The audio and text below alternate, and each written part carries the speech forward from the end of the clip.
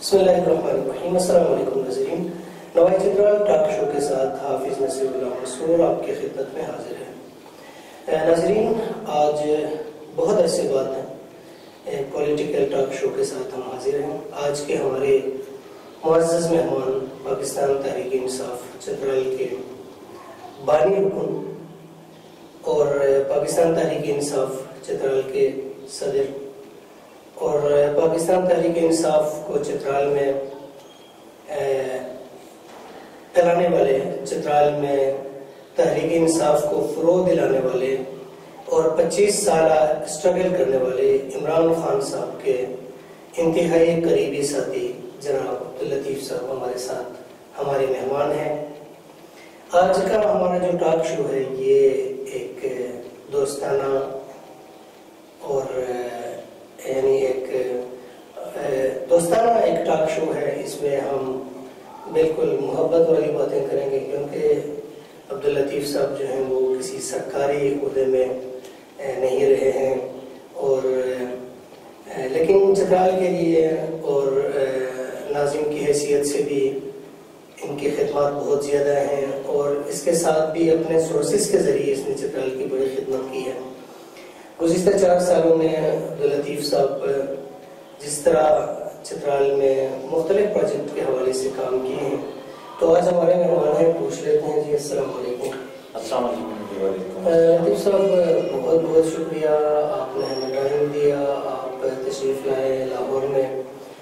Basically 2-3 مرتبہ آپ یہاں پہ تشریف لائے ہیں خان صاحب کے سیکورٹری کے حوالے سے، تو آپ ماشاءاللہ خان صاحب کے حقیقی ٹائیگر ہیں، اور 25 سالہ یا 26 سالہ اس جدوجہد میں آپ خان صاحب کے شانہ باشانہ شریک رہے ہیں، اور تحریک انصاف کے پہلے دن سے آپ واقف ہیں، اور آج چترال کے آپ ایک معروف لیڈر ہیں۔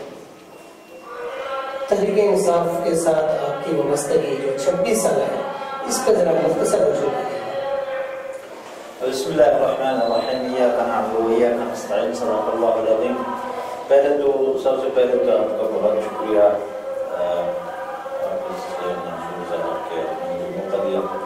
اپنے ڈیجیٹل پلیٹ فارم سے کہ میں اپنی پارٹی اور اپنی اسٹرگل کے حوالے سے کچھ بات کروں۔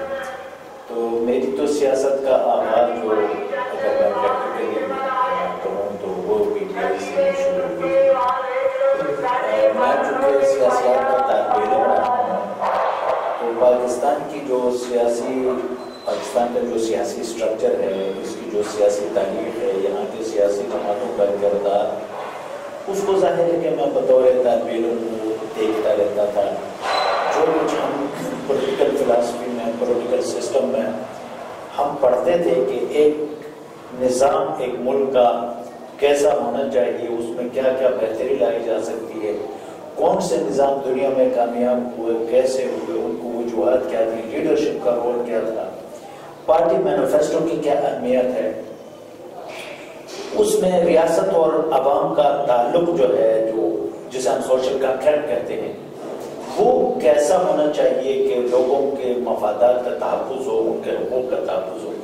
تو جب میں اپنے سبجیکٹ کو پڑھتا تھا اور پاکستان کے جو اس وقت کے نظام چل رہا ہوتا تھا یا ماضی کا جو نظام تھا، اس کو دیکھتے ہوئے مجھے بڑی کوفت ہوتی تھی کہ دنیا کی جتنی قوموں نے بھی ترقی کی، پاکستان میں ان ترقی یافتہ قوموں میں جو قدر مشترک تھی، وہ پاکستان کی سیاسی نظام میں ایک قدر میں مجھے نظر نہیں آ رہی۔ تو یہ اگینسٹ مطلب لاجک تھا کہ کسی چیز کی ترقی کے لیے جو انگریڈینٹس ضروری ہوں، وہ انگریڈینٹس موجود نہ ہوں اور وہ ملک ترقی کرے، یہ تو اجتماعی ضد ہے، جس طرح وہ منطق والے کہتے ہیں، یہ تو وہی باری بات تھی۔ تو میں ہر وقت اس میں رہتا تھا۔ تو جب تحریک انصاف بنی تو عمران خان جب سامنے آئے تو میں نے کہا کہ چلو یار، یہ ایک ایسا بندہ ہے جو روایتی پولیٹکس سے ہٹ کے کچھ کہنا چاہ رہا ہے، کچھ کرنا چاہ رہا ہے، تو کیوں نہ اس کا ساتھ دیا جائے۔ تو میں نے PTI جوائن کر لی، اور الحمدللہ بطور سیاسی ورکر بھی اور بطور سیاسیات کے طالب علم کے بھی میں 25 سال بعد خود کو مطمئن اس لیے پاتا ہوں کہ پاکستان کی سیاسی تاریخ میں عمران خان نے جو لوگوں کو جو شعور دیا، وہ مسائل جو پاکستان کے ریئل ایشوز ہم انہیں کہہ سکتے ہیں، لیکن وہ کبھی پولیٹیکل ڈائلاگ کے اور جو نیریٹو بلڈ ہوتے تھے ان کا وہ حصہ نہیں بنے تھے، لیکن خان صاحب نے وہ بنایا اس کو۔ فار ایگزامپل میں آپ کو 2002 میں جب خان صاحب نے ایک انڈیپینڈنٹ جوڈیشری جو ہماری الیکشن مینیفیسٹو میں ٹاپ پہ انڈیپینڈنٹ جوڈیشری، اب انڈیپینڈنٹ جوڈیشری یا آزاد عدلیہ 2002 میں پاکستان میں کسی کا مسئلہ ہی نہیں تھا۔ کیوں؟ مسئلہ اس لیے نہیں تھا کہ جو لوگ جوڈیشری کے انڈیپینڈنٹ نہ ہونے کی وجہ سے مفادات لے رہے تھے وہ تو خوش تھے، اور جن کو انڈیپینڈنٹ جوڈیشری سے جن کو فائدہ پہنچنا تھا وہ بیچارے بولنے کے قابل نہیں تھے، تو ان کی زبان خان صاحب بن گئے، اور وہ ایشوز جو پاکستان کی سیاسی نظام میں تو بالکل ڈسکس نہیں ہوتے تھے، لیکن وہ کسی ملک کی نظام کو آگے لے جانے میں، اس کو ترقی دینے میں ان کا کلیدی رول تھا۔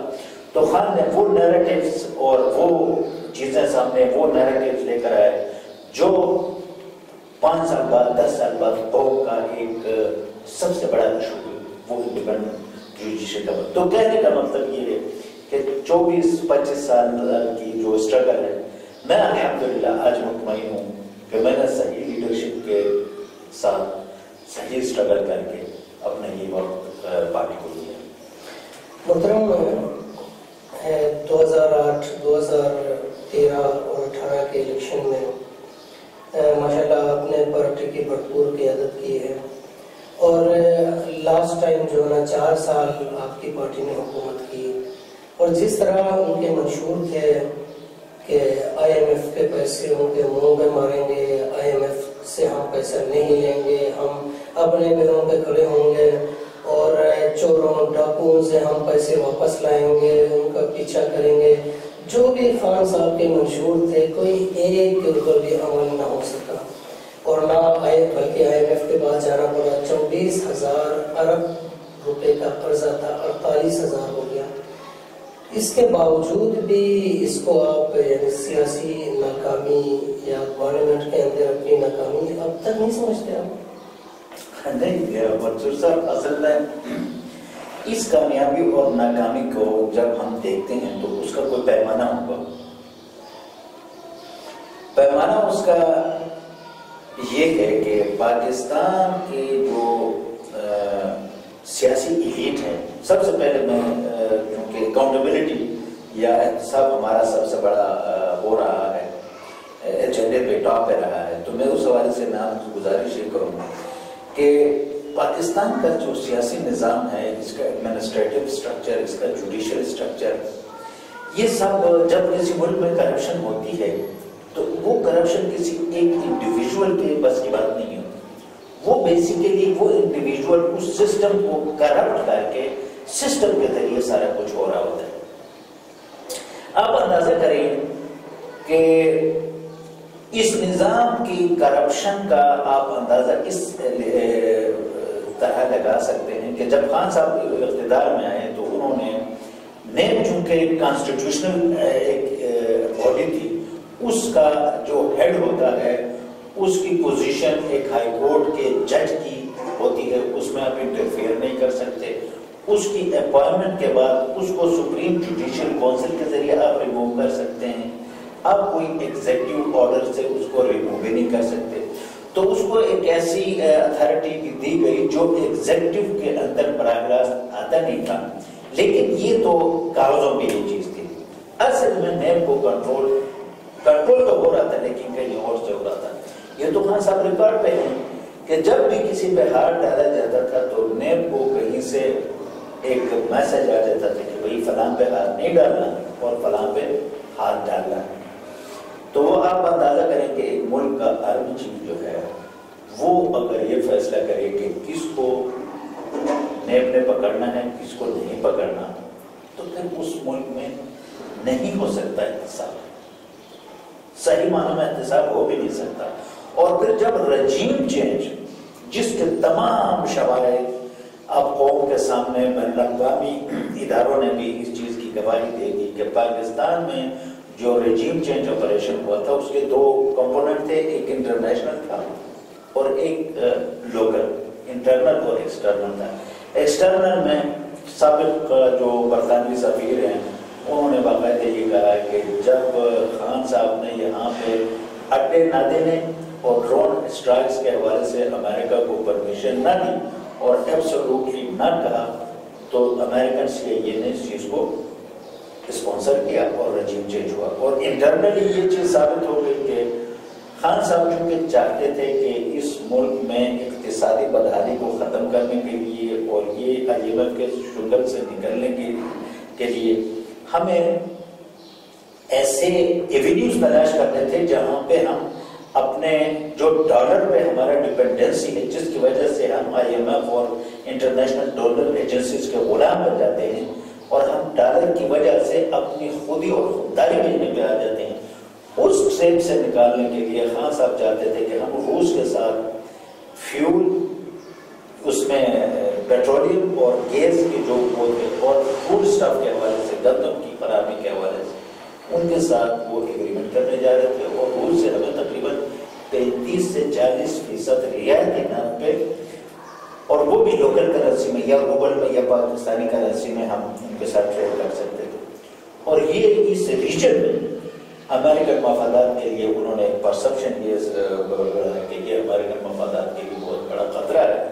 تو جہاں پہ رجیم چینج میں انٹرنل جو فورسز تھے جنہوں نے اپنے مقدمات ختم کرنے تھے وہ سینکرونائز کر گئے ہیں، جو انٹرنیشنل اسٹیبلشمنٹ ہے جو نہیں چاہتی انٹرنیشنل اسٹیبلشمنٹ کے پاکستان جو ہے وہ اپنے ریجن میں کوئی ایسی الائنمنٹ کا حصہ بنے جس میں امریکہ کا انفلوئنس کم ہو، تو اس وجہ سے امریکہ نے انٹرفیئرنس کی اور انٹرنل جو ہمارے سابق عالمی چیف تھے انہوں نے ایک رول کر کے جب یہ رجیم چینج آپریشن ہوا تو اس کے بعد یہ بات ہوئی کہ اصل میں عمر جاوید باجوہ صاحب نہیں چاہتے تھے کہ یہاں پہ احتساب ہو، کیونکہ بار بار وہ کرتے ہیں کہ وہ خان صاحب کو یہ کہتے ہیں کہ یہ چھوڑیں جی، یہ احتساب چھوڑنا پاتے تھے، یہ احتساب چھوڑ کے آگے جایا جا سکتا تھا کیا؟ یہ تو امپاسبل ہے۔ اچھا، پھر جو نئے قوانین میں ترامیم لائے گئے اس سے بھی یہ بات بالکل واضح ہو گئی کہ اس میں براہ راست اس وقت کے اسٹیبلشمنٹ اور سیاسی جماعتیں وہ ان کی ایک انڈرسٹینڈنگ تھی کہ نیب کے قوانین کو ہم اس طرح ناکارہ کر دیں اور نیب کے ادارے کو دانت نکال کے اس کو اپاہج اور اس کے ہاتھ پاؤں کاٹ کے اس کو اپاہج بنائیں تاکہ وہ کسی طرح، اور ایک دوسری بات آپ اندازہ کریں کہ 50 کروڑ تک اگر کوئی پاکستان میں چوری کرے تو وہ قابل دراندازی نہیں ہے۔ یعنی اگر خدا نخواستہ قاری منصور صاحب 49 کروڑ 99,999 روپے کی کرپشن آ کر کے 1 روپے کم ہے تو آپ نے فرق نہیں کر سکتا، یہ موجودہ قانون ہے۔ اور یہ اپنے کرپشن کو بھی یہ 50 کروڑ سے زیادہ کرتے ہیں لیکن اس کو بعد میں کریں گے، یہاں پہ جی میں نے 40 کروڑ میں کی ہے، وہاں پہ 45 کروڑ میں کی ہے، یہاں پہ 35 کروڑ۔ لیکن محترم خان صاحب کے دور میں جو بدعنوانی کا جو ریکارڈ ہے بہت زیادہ ہے، یعنی پاکستان کے تاریخ میں سب سے زیادہ بدعنوانی خان صاحب کے دور میں ہوئی ہے، اس میں تو کوئی انکار نہیں کر سکتا۔ دوسرا جو رجیم چینج کا تھا، یہ خان صاحب کا ایک بیانیہ تھا، اس کو بعد میں اس سے یو ٹرن لیا ہے۔ اس کے علاوہ جو سازش کی بات آ گئی اس میں بھی یو ٹرن لیا، اور اس کے علاوہ جو باجوہ صاحب شروع میں باجوہ صاحب ہمارے ساتھ ہیں اور ہم یعنی اسٹیبلشمنٹ پاک آدمی ہمارے ساتھ کھڑی ہے، یہ وہ بعد میں ان کی بھی مخالفت۔ خان صاحب کے یو ٹرن کے حوالے سے بھی ذرا تھوڑا سا آپ تو مطمئن ہیں نا خان صاحب سے، یو ٹرن کے حوالے سے بھی کچھ؟ اچھا، مجھے خان صاحب کی ایک بات جو شاید لوگ اسے اس کی کمزوری سمجھے ہیں لیکن میں اس کی اسٹرینتھ بھی سمجھتا ہوں۔ خیال یہ ہے کہ پہلے بغیر سوچے سمجھے کام کرتے ہیں، بعد میں سوچتے ہیں نہیں، بغیر سوچے سمجھے کام نہیں کرتے۔ ہاں، البتہ ایک چیز ہے، دیکھیں یہ حضور صلی اللہ علیہ وسلم کے زمانے میں ایک بندہ، ان کے پاس دو بندوں کا جھگڑا ہوا، ایک بندہ ان کے پاس آیا اور حضور کو پتا تھا کہ یہ جھوٹ بول رہا ہے، لیکن شواہد اور جو موقع کے حوالے سے اس نے پریزنٹ کیس ایسا کیا کہ اس کے فیور میں فیصلہ دینا پڑا. تو حضور نے کہا کہ جو لوگ دنیا میں اپنے چالاکیوں اور چرب زبانیوں سے وہ اپنے حق میں کر دیتے ہیں لیکن قیامت میں یہ ان کے لیے ممکن نہیں ہوگا. تو خان صاحب کی ایک کوالٹی جسے لوگ یہ کہتے ہیں شاید اس کی کمزوری تصور کریں، لیکن میں اس کو سپورٹ کرنے کی ایک وجہ یہ بھی ہے کہ وہ ایک مسلمان ہے، سیدھا سادہ اسٹریٹ فارورڈ ہے، سازشی ذہن نہیں ہوتے. یہ جو یو ٹرن دینے والی بات ہے کہ اس کو کہتے ہیں رجوع کرنا. آپ کو زیادہ ہی کرتے ہیں. ایک چیز عقل کل کوئی بھی نہیں ہے. ایک اسٹیپ بندہ لے لیتا ہے، جب وہ اسٹیپ لے لیتا ہے تو اس کو جب ایویلویشن ہوتی ہے تو آدمی کو سمجھ آتا ہے کہ اس کے نیگیٹو آسپیکٹ اس کے پازیٹیو سے زیادہ ہے. تو یہ خان صاحب کی ایمانداری، اس کی سینسیریٹی اور اس کی کمٹمنٹ کو اور منافقت کے نہ ہونے کو شو کرتا ہے. اس لیے ایک وجہ یہ بھی ہے کہ میں خان کو اس لیے سپورٹ کرتا ہوں. اچھا، کرپشن کی دو قسم کی ہوتی ہیں. ایک کرپشن وہ ہے، وہ ہم اپنے دور بھی ایلیمینیٹ نہیں کر سکتے، وہ لوکل لیول کی کرپشن ہے. پٹواری کی کرپشن ہے، تحصیلدار کی کرپشن ہے، ریونیو ڈپارٹمنٹ ہے، FBR کا کوئی اہلکار ہے، پولیس ڈپارٹمنٹ ہے. یہ کرپشن کا پیسہ جو ہے، یہ کرپشن بھی ایک لعنت ہے. معاشرے میں ڈسپیرٹی پھیلتی ہے، ناانصافی ہوتی ہے، لیکن اس کے اکنامک امپیکٹس وہ نہیں ہوتے جو دوسرے کرپشن کیسے ہوتے. فار ایگزامپل، ایک تھانے دار نے اگر کسی سے 2000 روپے رشوت کیا، اخلاقی طور پر، دینی طور پر اس نے گناہ کیا، لیکن اکانومی کو اس کی وجہ سے اتنا بڑا نقصان اس لیے نہیں ہو رہا کہ وہ پیسہ باہر نہیں منتقل ہو رہا، وہ آپ کی اکانومی کے اندر سرکولیٹ کر رہا ہوتا ہے. ہمیں جو مار پڑی ہے، ہمیں مار پڑی ہے جو ایلیٹ کی کرپشن، جو آج ہم 100+ بلین ڈالر کے مقروض ہیں. آپ کو پتا ہے کہ یہ قرضے IMF، ورلڈ بینک اور انٹرنیشنل ڈونرز سے آ کے پاکستان سے خزانہ سے ہوتے ہوئے پھر باہر ملک جا کے ان کے آف شور اکاؤنٹس میں چلے جاتے ہیں. ہم قرضدار ڈالروں میں ان کی وجہ سے ہوتے. تو وہ کرپشن تو الحمدللہ پاکستان تحریک انصاف کے دور میں زیرو. ہاں، یہ میں کنفیس کرتا ہوں کہ اس دور میں پنجاب میں ہماری گورنمنٹ تھی، KP میں ہماری گورنمنٹ تھی. اگر منسٹریل لیول پہ کوئی اسکینڈل نہیں ہے، چیف منسٹر لیول پہ کوئی اسکینڈل نہیں ہے، لیکن جو سرکاری مشینری کی جو کرپشن ہے شاید ہم اس کو 100% ختم نہیں کر سکتے. یہ with the passage of life ہوگا، لیکن جو ایلیٹ کی کرپشن ہے جس سے پاکستان مقروض ہوتا ہے، وہ الحمدللہ پاکستان تحریک انصاف کے دور میں نہیں. دوسری بات، آپ نے یہ کہا کہ ایک بالکل دیکھیں پاکستان میں چونکہ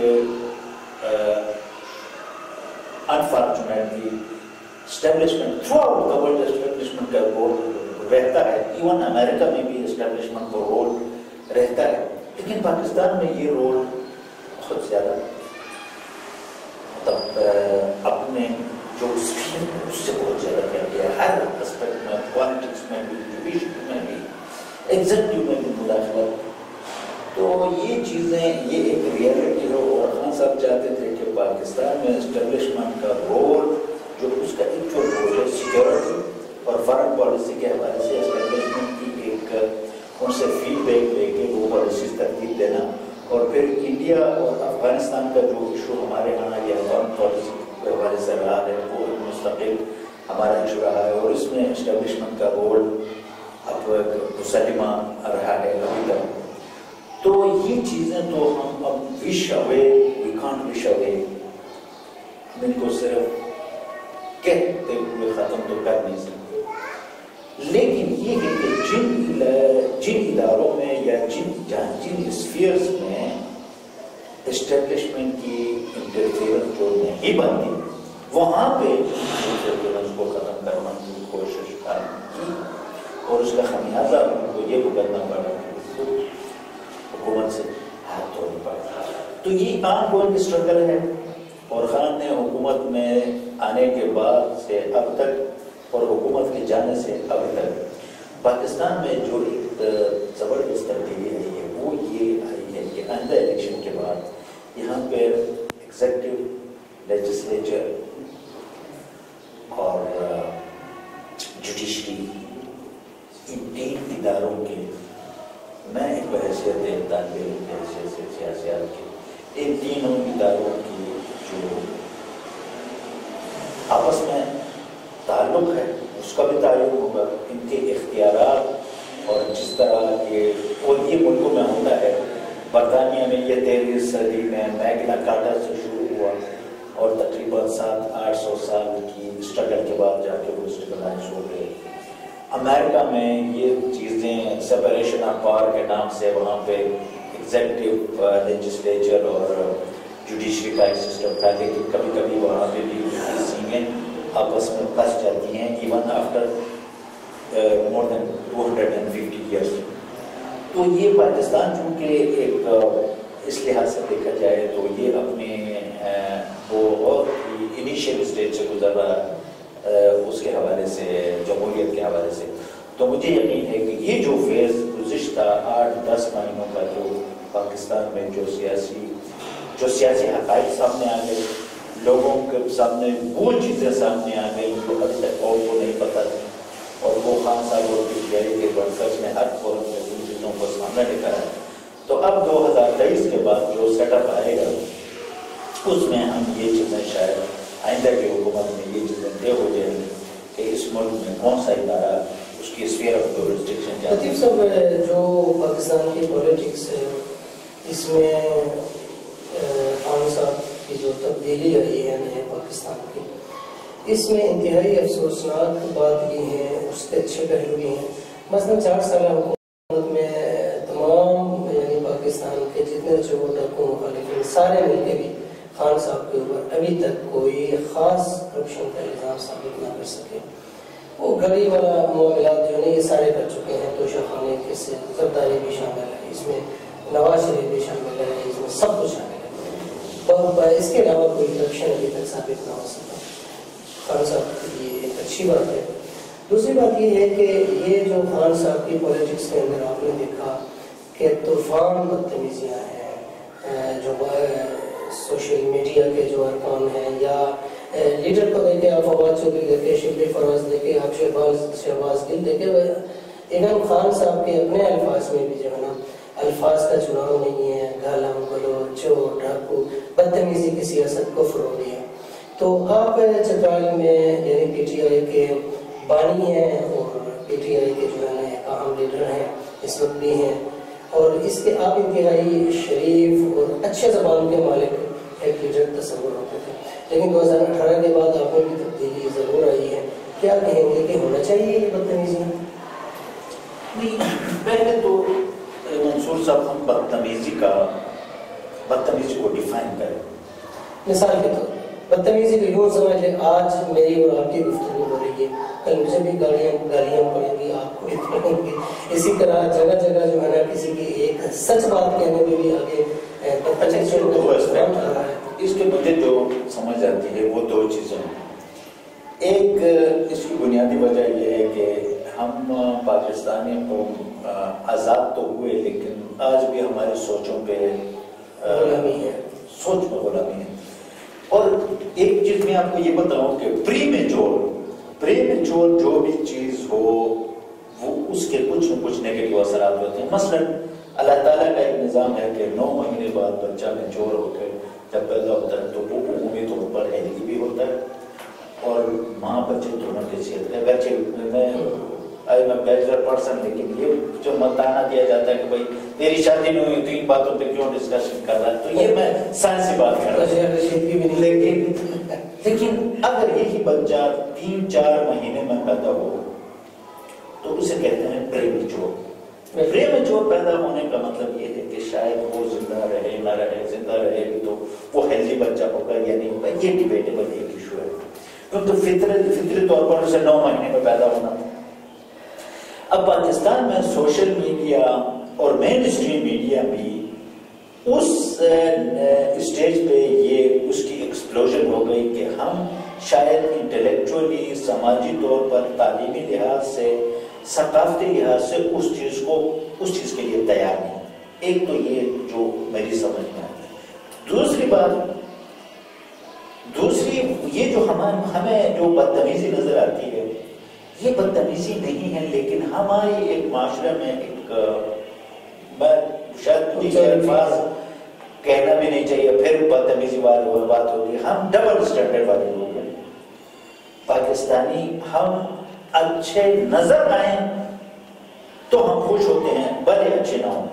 تو سوشل میڈیا یہ ہے کہ انسان کے اندر جو گندگی ہے، اچھائی ہے، برائی ہے، وہ باہر نکل آتی ہے. کیونکہ بندہ اپنے کمرے میں اپنے لحاف کے نیچے سو رہا ہوتا ہے یا اپنے پنکھے کے نیچے بیٹھا ہوتا ہے، وہ سائیکولوجیکلی یہ سمجھتا ہے کہ میں ادھر اکیلا ہوں اور اپنی بات کہہ دیتا ہے. وہ اس کی اندرون کی اصل باہر نکل آ رہی ہوتی ہے، حالانکہ اسے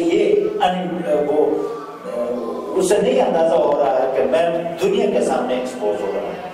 تو ایک تو یہ بدتمیزی نہیں، یہ ہمارے معاشرے کی جو ڈبل اسٹینڈرڈز ہیں وہ سامنے آ رہے ہیں. اب ہم جو بات کہیں، ہمیں ایک چیز کو ہیڈ آن پوزیشن لینا چاہیے. برائی ہے تو اس سے برا ہو. فار ایگزامپل یہ اب چور اور ڈاکو. اب چور کی تعریف کیا ہے؟ کسی دوسرے کا مال لینا ناحق طور پر، یہ چوری ہے. ٹھیک ہے جی. اب یہ چیز پیپلز پارٹی کی لیڈرشپ پہ، مسلم لیگ نون کی لیڈرشپ پہ تو ثابت ہو چکی ہے. تو ایک بندہ جو حافظ منصور صاحب کی جیب کاٹے میں اسے چور کہوں، لیکن جو پورے پاکستان کی جیب کترا نکلے اسے میں چور نہ کہوں یا ڈاکو نہ کہوں. تو یہ ہمارے وہ معاشرے کے ڈبل اسٹینڈرڈز ہیں کہ ہم مطلب جو غریب چور ہے اسے چور کہیں گے تو اچھا لگتا ہے، غریب ڈاکو ہے اور صرف ڈاکو ہے تو ہم اسے ڈاکو کہتے ہیں. لیکن سیاست بھی ساتھ کرتا ہو اور ڈاکہ ڈالے تو ہم اسے ڈاکو کہہ کے ہوئے شرماتے بھی ہیں اور کہتے ہیں یہ بدتمیزی نہیں ہے. یہ ہماری جو سوسائٹی ہے نا اس کی پیلی کوڑے نہیں اچھا رنگ دیا جا سکتا ہے. دیکھیں ماں ہے، ماں اس کو ماں جی بھی کہہ سکتے ہیں، ابو کی بیوی بھی تو کہہ سکتے ہیں. اس کو ماں جی بھی کہہ سکتے ہیں، ممی بھی کہہ سکتے ہیں، اس کو اماں جی بھی کہہ سکتے ہیں. اس کے 1000 نام ہیں، لیکن وہ جو بھی کہیں نا وہ ہوتی ماں. جینیٹیکلی اچھا یہاں پہ جس طرح آپ نے اچھی بات کی آپ نے. اب چور کو ہم میاں کہیں، حاجی کہیں، حضرت کہیں، وہ لے رہتا وہ چور ہی ہے. اس لیے ہم ان کو ثابت لائے لگانے کے بعد وہ ثبوت ہو، چور سے کوئی چیز برآمد ہو، واپس آئے پھر تو ٹھیک ہے. لیکن یہ تو نہیں ہے میرے ہاتھ میں میں نے اس کو ختم کر دیا، آپ کے ہاتھ میں آپ نے استعمال کیا اور میں یا اسی طرح ان عدالتوں کے کہنے پہ یا ان کے فیصلوں سے کسی کو چور ڈکلیئر کرنا میرے خیال ٹھیک نہیں. آتے ہیں چترال کی طرف. چترال میں تو اس وقت بڑے لیڈر آپ ہیں اور تمام پی ٹی آئی باقیوں کو ساتھ لے کے آپ نے چلنا ہے. سب سے پہلے جو ہے تحریک انصاف کو لانچ کرنے والے آپ ہیں.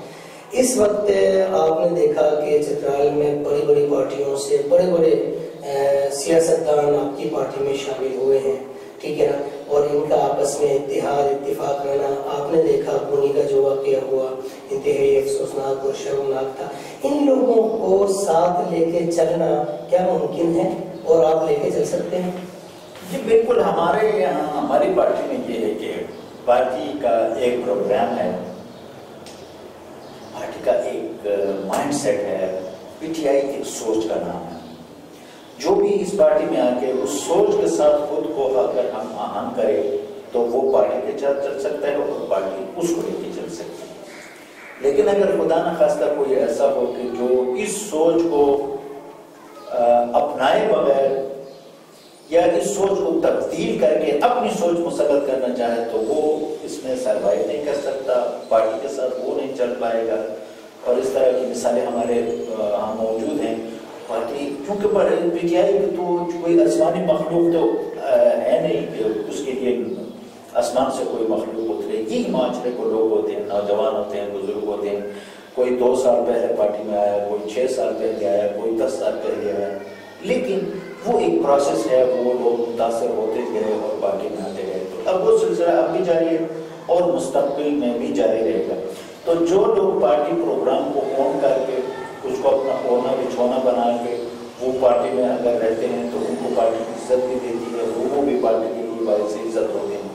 لیکن جو لوگ اس پروگرام کو اہمیت نہ دے کر اپنی ذات کو اگر مسلط کرنا چاہتے ہیں تو وہ محترم آپ پارٹی کے حوالے سے آپ دیکھ لیں وزیر زادہ کے وہ آپ کے انتہائی قریب ہیں اور چونکہ آپ کی حکومت رہی ہے آپ خان صاحب کے قریب ہیں آپ محمود خان صاحب کے قریب رہے ہیں ایون جہانگیر ترین کے تو بہت ہی قریب رہے ہیں لیکن جتنے بھی پروجیکٹ پی ٹی آئی کے دور میں چترال میں منظور ہوئے جہاں پہ کروڑ روپے کا پروجیکٹ ہے وہاں پہ 10,000 روپے بھی نہیں لگا اور سب کے سامنے اس قسم کے کرپشن اور یہ حد تک ہو گئی لیکن اس کے روک تھام کے لیے آپ لوگوں نے کوئی کام نہیں کیا. اچھا منصور صاحب اس میں ہوا یہ کہ جب 2018 میں پی ٹی آئی کی گورنمنٹ آئی تو 2019 میں کووڈ کا جو آئی تو 2019 اور 2020 میں پروونشل گورنمنٹ اور فیڈرل گورنمنٹ دونوں نے ڈیولپمنٹ بجٹ جو تھے اس کو تقریباً وہ آخری لوئسٹ لیول پہ اس لیے تھا کہ وسائل نہیں تھے پوری دنیا بند ہو چکی. پھر جب وہ وبا ختم ہوئی تو پروونشل گورنمنٹ نے جو پروجیکٹ شروع کیے تھے اس میں پھر لاسٹ جو بجٹ کے وہ تھے ہمارے فنڈس تھے اس کے ٹینڈر ہونے کے بعد رجیم چینج آپریشن ہوا. رجیم چینج آپریشن کے بعد صوبے کے پاس وسائل کم ہوتے ایک وقت ایسا آیا کہ 136 ارب روپے کے لائبلٹیز صوبائی گورنمنٹ کے وفاق کے ذمہ تھے اور وہ 1 ارب روپے دینے کے لیے تیار نہیں تھا. تو یہ بات میں بالکل مانتا ہوں کہ ہمارے تقریباً 40-50 کروڑ روپے کے اپر میں اور اتنے ہی لوور چترال میں پروجیکٹ ٹینڈر ہوئے تھے تقریباً یہ بات نہیں کرپشن نہیں اس میں یہ تھا کہ ٹینڈر ہوئے لیکن اس میں پیسے فنڈ ریلیز نہ ہونے کی وجہ سے وہ پروجیکٹ انٹیکٹ ہیں. کسی میں تھوڑے بہت پیسے ریلیز ہوئے تو وہ پریکٹیکل. اچھا پھر کیپرا رول کے مطابق ان کا یہ کہنا ہے کہ بھائی جب تک آپ فنڈز آپ کے پاس اویلیبل نہ ہو آپ نے ورک آرڈر ایشو نہیں کرنا. تو ان کے ورک آرڈر ایشو ہونا باقی ہے کیونکہ فنڈز کا ایشو ہے. جس طرح میں نے آپ کو کہا کہ وفاق کے ذمہ جو فنڈ تھے اس نے دینا بند کر دیا تھا اور پھر اس کے بعد چونکہ صوبائی گورنمنٹ جو ہے وہ صوبائی اسمبلی ڈیزالو ہو گئی اور ابھی ہم نئے الیکشن کی طرف جا رہے ہیں. تو انشاءاللہ جب نئے الیکشن ہوں گے تو اس وقت تک یہ جو فائنینشیل کرائسس ہے یہ ختم ہو جائیں گے اور ہم جو ہے جو اپنے پہلے پروجیکٹ ہمیں وہ کیے تھے ٹینڈر کیے تھے ان پر بھی باقاعدہ ان کے فنڈ ریلیز جب کریں گے تو آٹومیٹکلی اس میں کوئی اور ایشو ہے نہیں وہاں پہ کام شروع کرانا ہے. اور دوسرے 50 کروڑ مزید کے جو فنڈس ہم نے ڈی جی سی ہوئے ہیں ان کا ٹینڈر ہونا باقی ہے تو جسٹ آفٹر الیکشن ان کے ٹینڈر بھی لگ جائیں گے تو ان پہ بھی باقاعدہ کام شروع ہوگا. محترم آپ اس 4 سالہ دور کے اندر آگے پیچھے چھوڑ دیتے ہیں 4 سالہ دور کے اندر اس سے پہلے بھی کے پی میں پی ٹی آئی کی حکومت رہی ہے. اس دوران ماشاءاللہ آپ نے تو سیاست میں ہی کام کیا آپ اپنی لیڈرشپ کے ساتھ ملتے رہے. کوئی ایسا کام 3-4 ایسے دن واقع بتا دیں جو آپ کے تھرو چترال میں بڑے کوئی پروجیکٹ لگے ہیں یہ چاہے آپ نے وزیر زادہ سے کروایا کسی اور سے کروایا کوئی وزیر اعلیٰ سے کروایا جو بھی ہے تو ایسا نبھا سکتے ہیں کچھ کام آپ نے. اچھا سب سے اس کے اوپر کوئی کام اور نظر آیا سب سے ضروری عمل جو میں اپنے قوم کو بتانا چاہوں گا وہ یہ ہے کہ چترال ایک ڈسٹرکٹ تھا اور 2 تحصیلیں تھیں اور یہ صوبے کا 20% ترقی پر مشتمل تھا جب فاٹا کی مرجر نہیں ہوئی اس سے پہلے پورا کے پی کا 20% اور ایک ڈسٹرکٹ 2 تحصیلیں. تو پی ٹی آئی نے سب سے جو بنیادی کام کیا کہ اب وہ ایک ڈسٹرکٹ 2 ڈسٹرکٹ بن گئے وہ 2 تحصیلیں آج 5 تحصیلیں بن گئی. دھرور چترال مستوج مون کو تو پہلے ایک تحصیل تھا اب تو بھی الگ تحصیل.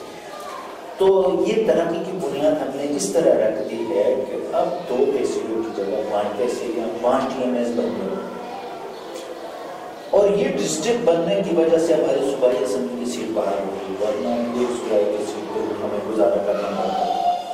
یہ سب سے بڑا میں کہہ سکتا ہوں کہ 2 رس نتائج حامل ایک کام ہم نے یہ کہہ کہ چترال میں 2 ڈسٹرکٹ اور ان کے ترقی کے مواقع.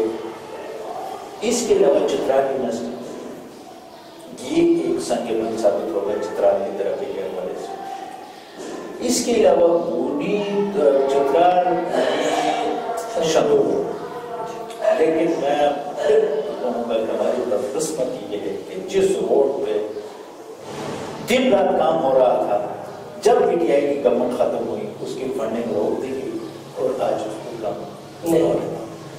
یہ اپر چترال کی لائف لائن ہے، یہ لائف لائن ہے منصور صاحب۔ آپ اندازہ کریں کہ شندور تک اگر یہ روڈ کار تو ہماری جو ہے لائف اسٹائل بدل جائے، ہمارے یہاں ٹورزم ہو۔ اچھا، پھر جو کلاش لور چترال میں اگر آپ دیکھیں تو کلاش ویلی روڈ اس پہ بھی کام ہو رہا تھا، لیکن رجیم چینج کے بعد، لیکن پھر وہ مائنارٹی کمیشن کے اس میں تو تھوڑا بہت کام ہو رہا ہے۔ اچھا، تقریباً وہ لور چترال میں انٹیگریٹڈ ٹورزم کا بڑا پروجیکٹ تقریباً 35 ارب روپے کا ہمارا مدر پلان ششبو ویڈ اور مدر پلان، اس کی اپروول ہوئی ہے انشاءاللہ۔ نہیں، لفٹ تو وہ بعد کی بات ہے، لفٹ وہ دیر سے وہ لفٹ ہوگا، لیکن یہ ایک کارپوریٹڈ روڈ وہاں پہ بنے اور وہاں پہ پورا ایک سیٹ اپ ٹورزم کا بننے جا رہا ہے، جس میں سمر اور ونٹر ٹورزم دونوں کو اکوموڈیٹ کیا جا رہا ہے۔ تو یہ چیزیں ہیں، اور پھر ریسکیو ڈبل 1 ڈبل 2 کا میں نے آپ کو بتایا کہ وہ بہت زبردست وہ ہے۔ تو یہ جدہ جدہ چیزیں ہیں، اور ابھی انشاءاللہ ہم کالجز اس میں بھی، کرم چشمہ میں بھی اور بستوج میں بھی ہم کالجز انشاءاللہ اسٹیبلش کرنے جا رہے ہیں، اس کی سی ایم پی محترم۔ اور ملک کو کہ میری عوام کے لیے میں گزارش کروں گا کہ ملک کو میں جب بچا ہوا کرتا تھا اس وقت سے قادر شاہ ڈالا وہ کہتے گانے رہتا کہتے وہ بوڑھا ہو چکے ہیں، وہ بالکل سن رہے ہوں تو ان کے لیے خوشخبری ہے کہ نیا رہتا کی اپروول ہو چکی ہے۔ اس کی کنسلٹنسی کے 70 کروڑ روپے کے فنڈز جو ہیں وہ کنسلٹنسی کے صرف 70 کروڑ وہ ٹینڈر بھی ہو چکے ہیں، اور کنسلٹنٹ ڈیزائننگ وغیرہ کے بعد یہ جب ٹینڈر ہو گئے تو ملک کو بھی ایک معاشی انقلاب وہاں پہ انشاءاللہ ہم دیکھیں گے انشاءاللہ۔ محترم، میرے سورسز سے مطابق گزشتہ بھی الیکشنز میں آپ نیشنل اسمبلی کے ٹکٹ ہولڈر رہے ہیں، اس وقت بھی خان صاحب کی طرف سے آپ نیشنل اسمبلی کے ٹکٹ ہولڈر ہیں، اور 2018 کے الیکشن میں آپ نے یعنی اکثریت حاصل کی تھی، کیونکہ آپ کے مقابلے میں کئی پارٹیاں بھی اس وجہ سے رہ گئے۔ اس دفعہ جیسے بلدیاتی الیکشن میں ہم نے دیکھا کہ آپ نے کلین سویپ کیا ہے، اسی طرح نیشنل اسمبلی میں بھی جو الیکشن ہوگا اس میں آپ ٹکٹ ہولڈر ہیں، تو کیا کہیں گے، کیا پیغام دینا چاہیں گے؟ بس یہ قوم کو تو صرف چترالی قوم کو میں ایک صرف یہ پیغام دینا چاہوں گا کہ دیکھیں جی، ہم ان پہاڑوں کے باسی ہیں، ہمارے مسائل کب حل ہوں گے جب گورنمنٹ کا حصہ بنیں گے۔ ہم گزشتہ کئی سالوں سے اپوزیشن میں ووٹ دے کے اپنے لیے تکالیف پیدا کر رہے ہیں، قوم کے لیے بھی اور ان نمائندگان کے لیے بھی جنہیں ہم منتخب کرتے ہیں۔ گزشتہ انتخابات میں بھی یہ ہوا، میں نے ہر الیکشن کی تقریب میں، ہر الیکشن میں قوم کو یہی بتاتا آ رہا تھا کہ بھائی صوبے میں بھی، وفاق میں بھی پی ٹی آئی کو حکومت آ رہی ہے، اس لیے ہم لوگ پی ٹی آئی کو ووٹ دیں۔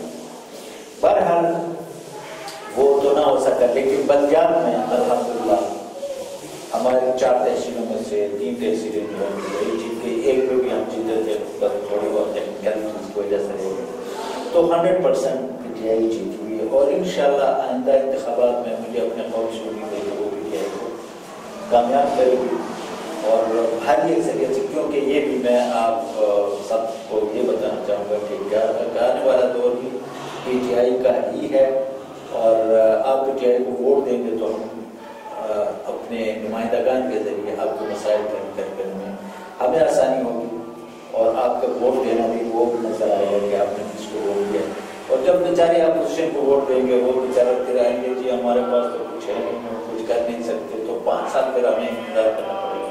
تو میں اپنے قوم کو یہ پیغام دوں، آنے والا دور چونکہ پی ٹی آئی کا ہے، اس لیے پی ٹی آئی آپ کو پسند ہو نہ ہو، ووٹ آپ کو پی ٹی آئی کو دینا پڑے گا اپنے اگلے نسلوں کے خاطر۔ بہت شکریہ ناظرین۔ محترم لطیف صاحب پریزیڈنٹ تحریک انصاف چترال کے ہمارے مہمان ہیں. ہمارا ان کے ساتھ سیاسی اختلاف ہو سکتا ہے کیونکہ ہم کوئی سیاسی لوگ نہیں ہیں, اور یہ تحریک انصاف کے سینئر اور جو فاؤنڈر رکن ہے اس وقت بھی خان صاحب کی سیکورٹی کے لیے چترال سے تشریف لائے, پہلے بھی آئے تھے اور خان صاحب کے جانشینوں میں سے ہیں. تو ہمارا اختلاف بھی ان کے ساتھ ہو سکتا ہے, سب کچھ ہو سکتا ہے, لیکن یہ ایک صحافتی میدان میں ہم تو نیوٹرل چلتے ہیں. ویسے بھی ہمارا کسی پارٹی کے ساتھ کوئی تعلق نہیں ہے. میں عبداللطیف صاحب کا دل سے مشکور ہوں, ان کے ساتھ ہمارے ساتھی تعلقات ہیں, دوستی ہے, محبت پیار کا رشتہ ہے. اس وجہ سے آج ہمارے پاس تشریف لائے, میں ان کا شکریہ ادا کرتا ہوں. اور اس ویڈیو کو دیکھنے والے تمام ناظرین کا بھی میں انتہائی دل کی گہرائی سے شکریہ ادا کروں گا. اور دیکھتے رہیے گا NCN نیوز نیٹ ورک. آئندہ کسی اور ویڈیو کے ساتھ, کسی اور انٹرویو کے ساتھ آپ کی خدمت میں حاضر ہوں گے. مجھے اپنے میزبان حافظ نصیر اللہ منصور اور ہمارے مہمان محترم عبداللطیف صاحب کو اجازت دیجیے. اللہ حافظ.